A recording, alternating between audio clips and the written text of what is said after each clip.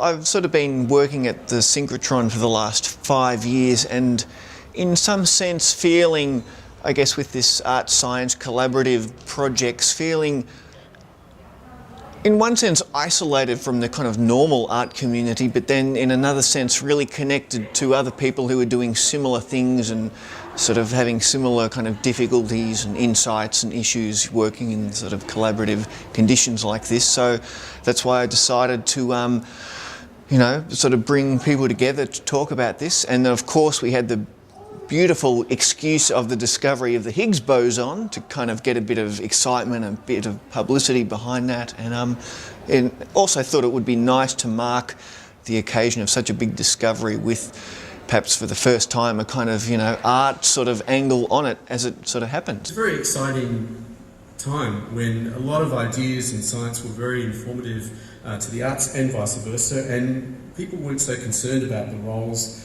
that they took. So a classic example that's always talked about, perhaps more popular now than it was at the time it appeared at the ICA in London in 1968, was the Cybernetic Serendipity exhibition, which included exhibitions of artwork by scientists and also scientific work by scientists and artwork by artists, all in one big exhibition. How did I select the speakers? It was really almost a kind of random or sort of chance operation. I just sent out a whole lot of call for proposals, and I got various things back, and the ones that just sounded the most interesting, I sort of got in touch with them and said, hey, do you want to come along and check this out? Unfortunately, we could have had a lot more people because suddenly people were, coming out of the woodwork everywhere.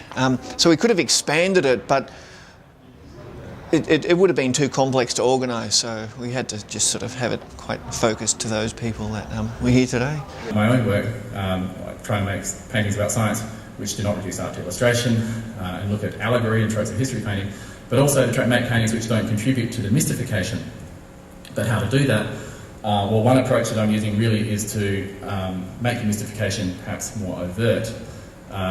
So here, inserting these scientists into a very early modern landscape.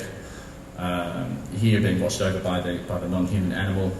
This particular cluster is in a 17th century pose. I won't go into that. But these types of paintings where I have the scientists, engineers interacting with their large science creations, there's a sense of mystery there. Introducing the iconic type non-human animal, such as the vulture here. This comes from a trip that I did with some other artists in Western Sichuan and Tibet, where we saw a sky burial of the vultures eating the dead bodies, and wanting to make a connection between that approach to humans venturing into the sky and into space, and the idea of human knowledge going into the sky and into space through the vehicle of technology.